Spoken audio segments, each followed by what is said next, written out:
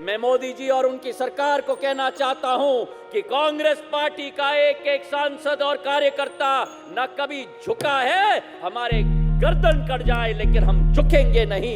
ये तो आज मैं अपने आप को सौभाग्यशाली समझता हूं कि नड्डा जी ने, प्रधानमंत्री जी ने और अमित शाह जी ने मुझे वो मंच प्रदान किया जिसके आधार पर जनसेवा और राष्ट्र सेवा पर हम लोग आगे बढ़ पाएं। Chief Minister Mamata Banerjee has broken her silence over the rebellion within her party. While addressing a rally, she took a jibe at those deserting the party. এখানেও জেনে রাখবেন, দু একজন দুষ্টু গরু যারা হাম্বা হাম্বা রো রো করে, হাম্বা হাম্বা রাম্বা রাম্বা কাম্বা কাম্বা, দুম্বা দুম্বা বুম্বা বুম্বা বাম্বা বাম্বা, তাই বেটার বিজেপির ওয়াশিং মেশিনে চলে যাও। বিজেপির ওয়াশিং মেশিন কালোগুলো যাচ্ছে আর সাদা হয়ে চলে আসছে। Turncoat refers to the ancient practice of wearing a badge or pin on your coat which indicates which political allegiance you had. You turn the coat, which means you hide that political allegiance. In politics, it's come to mean people who leave one political party to change their ideology for their own benefit or for the benefit of the party they've joined. In India, they're also called the IRAMs and GAIRAMs. I'm Pallavi Ghosh, and my one take this week raises this question that do turncoats benefit themselves? Do they benefit the party they join? Or are they a huge loss to the party they leave behind? Well, the context immediately which comes to mind is that of the Trinamool Congress. Record number of people have been leaving the TMC to join the BJP. Now, some of them are very high-profile names. Mukul Roy, Ranjit Banerjee recently, Shuvendu Adhikari. And what does it do? They are turncoats. They are called turncoats. Mamata Banerjee has rejected them by saying that these are the people who are opportunistic and it's the Janta which is going to respond to them or to reply to them.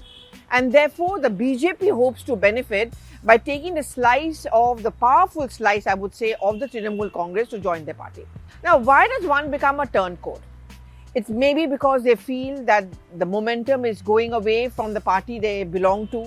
Perhaps the Trinamool Congress leaders like Mukul Roy, who left, they felt that they had no future in the Trinamool Congress and the future was with the BJP. And what they had never got in the TMC, because over there the chief would always be Mamata Banerjee, it makes sense to go to the BJP. Of course, there are snide comments which comes in from the Trinamool Congress and Mamata Banerjee is that there are cases hanging over them and therefore they're going to the BJP. How does it help the BJP to have this turncoat? Well, it builds up this perception that things are not really good for the Trinamool Congress and Mamata Banerjee, and it's the people who should understand that.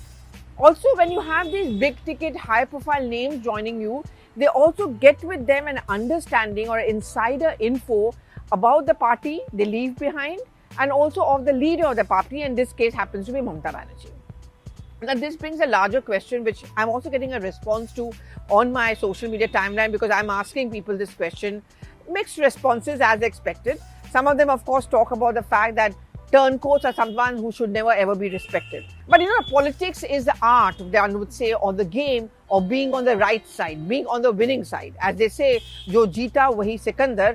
And at the end of the day, if a turncoat changes its political ideology but stands to benefit, then all's well in this game.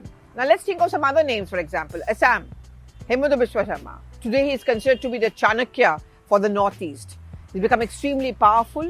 The Modi-Shah duo rely on him a lot as far as to make a game changer in Northeast. Of course, he would want to become perhaps the Chief Minister of Assam at some point of time. And also the way he left the Congress party, scathing attacks. The famous Piddi example when he talked about Rahul Gandhi having more time to play with his pet dog than to give importance to a leader like Himanta Biswa Sharma. Now, Himanta Biswa Sharma is at a position today that he would argue is much, much better off than if he had stayed with the Congress party. But at least his leaders acknowledge his presence, and who knows, he may end up becoming the chief minister, taking the place of his bitter opponent, the late Tarun Gogoi.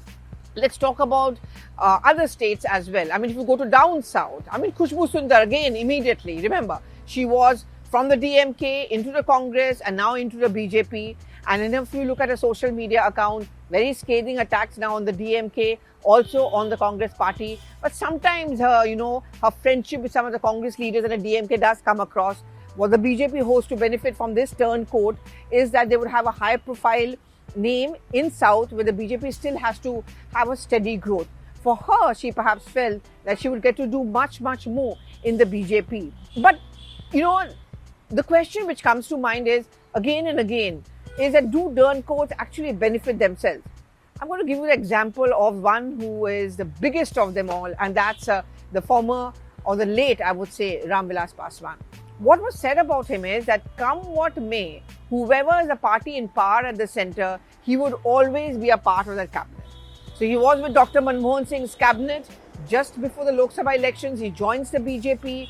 He was a minister there in both the terms. Unfortunately, he died. But his son now plays an important and critical role, he feels, as far as the BJP or the NDA is concerned. Ram Vilas Paswan, in that sense, was believed to be the most successful turncoat of them all, and people always give his examples.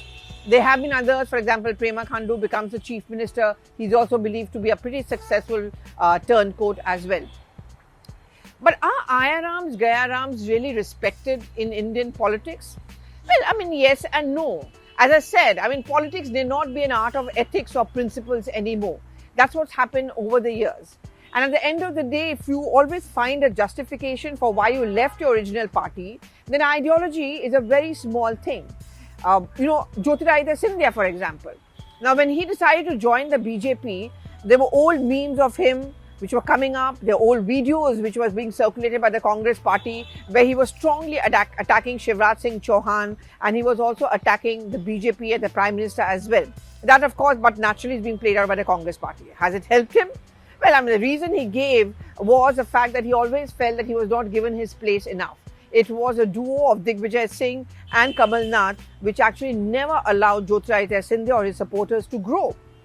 And he feels that in the BJP, the fact that he's been able to get some of his supporters a ministerial berth, he himself has become a Rajya Sabha member of parliament, hopefully becomes a cabinet minister as well. In that sense, this turncoat or turning his coat inside out has stood to benefit him as a politician. So jury is still out whether turncoats should be respected. But one thing we can definitely say is that they are very much here to stay, and that's something which many of you have agreed with me on the social media timeline. Ayarams, Gayarams, cardinal feature of Indian politics.